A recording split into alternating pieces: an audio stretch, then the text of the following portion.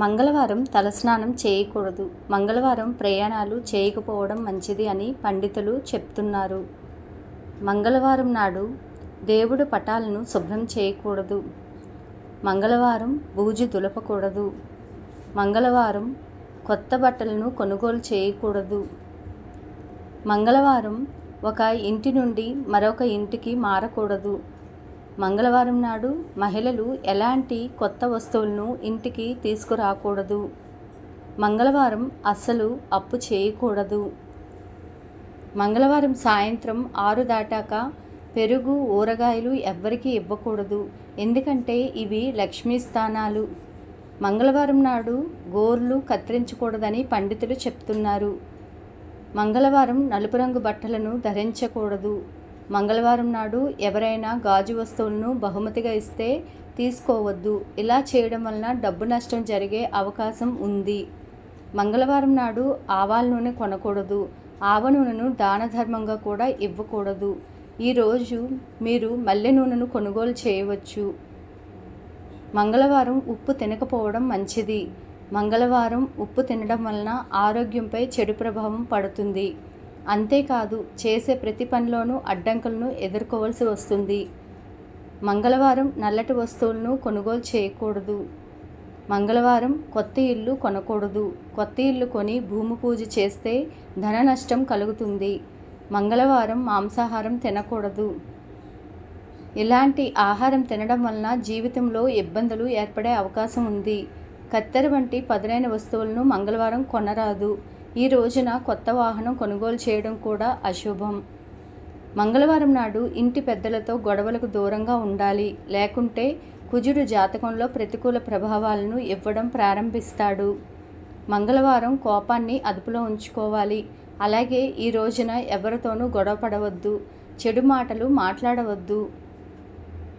పొరపాటును కూడా ఆంజనేయ స్వామి వారి పాదాలను తాకుతూ నమస్కరించకూడదు. ఎందుకంటే ఆంజనేయ స్వామి భూత ప్రేత పిశాచాలను తన పాదాల కింద అణిచివేశారు కనుక ఇటువంటి పరిస్థితుల్లో కూడా పాదాలను నమస్కరించకూడదు. అదేవిధంగా స్వామివారి పూజకు కావలసిన వస్తువులను పూజారి చేతుల మీదుగా అందించాలి, కానీ మీరు స్వామివారిని తాకకూడదు. మంగళవారం హెయిర్ కట్, షేవింగ్ లాంటి పనులు చేయకూడదు. ఎందుకంటే ఈ పనులను చేయడం వలన సమాజంలో గౌరవ మర్యాదలు కూడా తగ్గుతాయి. మంగళవారం షేవింగ్ చేసుకోవడం వలన శారీరక సమస్యలతో బాధపడే అవకాశం ఉంది. శాస్త్రాల ప్రకారం మంగళవారం ఈ పనులు నిషిద్ధం. మంగళవారం పేదవారికి అన్నదానం చేస్తే మీకు ఉన్న కష్టాలన్నీ తీరిపోతాయి. 5 మంగళవారాలు ఆంజనేయ స్వామి ఆలయానికి వెళ్ళి ఆంజనేయ స్వామికి తమలపాకులతో చేసిన దండను సమర్పిస్తే ఆర్థిక కష్టాలు తొలగిపోతాయి. మంగళవారం ఏదైనా ముఖ్యమైన పని మీద బయటికి వెళ్ళేటప్పుడు ఆంజనేయ స్వామికి సింధూరాన్ని ధరిస్తే ఆ పనిలో తప్పకుండా విజయం సాధిస్తారు. మీ జీవితంలో ఒక సమస్య తర్వాత ఇంకొక సమస్య ఎదురవుతుంటే ఆంజనేయ స్వామి ఆలయంలో హనుమాన్ చాలీసాను చదవండి. త్వరలోనే మీ సమస్యలన్నీ దూరం అవుతాయి. మంగళవారం హనుమంతుని పటం ముందు నెయ్యి దీపం వెలిగిస్తే మీ అప్పులు త్వరలోనే తీరిపోతాయి.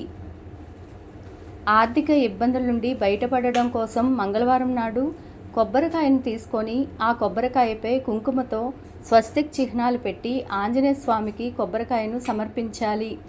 ఖచ్చితంగా 7 వారాల పాటు ఈ పరిహారాన్ని చేస్తే డబ్బు సమస్యల నుంచి గట్టెక్కుతారు. ముఖ్యంగా మంగళవారం ఆంజనేయ స్వామిని ఆరాధిస్తే ఆయన కష్టాల నుంచి రక్షిస్తారు. మంగళవారం ప్రత్యేక పూజలు చేయడం వలన మీ సమస్యల నుంచి విముక్తి లభిస్తుంది. ఆంజనేయ స్వామి ఆలయంలో భక్తులకు బెల్లాన్ని పంచి మిగిలిన బెల్లాన్ని కుటుంబ సభ్యులు స్వీకరించడం ద్వారా కుటుంబంలోని కలహాలు దూరం అవుతాయి. మంగళవారం హనుమంతునికి లేత తమలపాకుల మాలను సమర్పిస్తే అనారోగ్య సమస్యలు తీరిపోతాయి. ఇంట్లో ఉన్న ప్రతికూల శక్తుల నుండి విముక్తి పొందాలంటే మంగళవారం హనుమంతునికి నెయ్యి దీపం, తులసి దళాన్ని సమర్పించండి. వ్యాపారంలో తరచూ నష్టాలు ఎదుర్కొంటుంటే తమలపాకుల మాల, పండ్లు దక్షిణ సమేతంగా దానం చేస్తే వ్యాపారంలో లాభాలు రావడం ప్రారంభమవుతాయి. ఎవరైనా తమపై చెడు దృష్టి ఉందని భావిస్తే 6 గులాబీ రేకులను తమలపాకులతో కలిపి తింటే చెడు దృష్టి పోతుందని జ్యోతిష్య పండితులు చెబుతున్నారు. మంగళవారం సుందరకాండ పారాయణం చేసి ఆంజనేయ స్వామికి తమలపాకుల మాలను వేస్తే అన్ని కార్యాలలో విజయం సాధిస్తారు. 5 మంగళవారాలు హనుమంతుడి ఆలయానికి వెళ్ళి బెల్లాన్ని ప్రసాదంగా సమర్పించడం వలన మీ కోరికలు ఖచ్చితంగా నెరవేరుతాయి. మంగళవారం నాడు మీరు పసుపు నీళ్లను తమలపాకు సహాయంతో ఇల్లు మొత్తం చల్లుకోవాలి.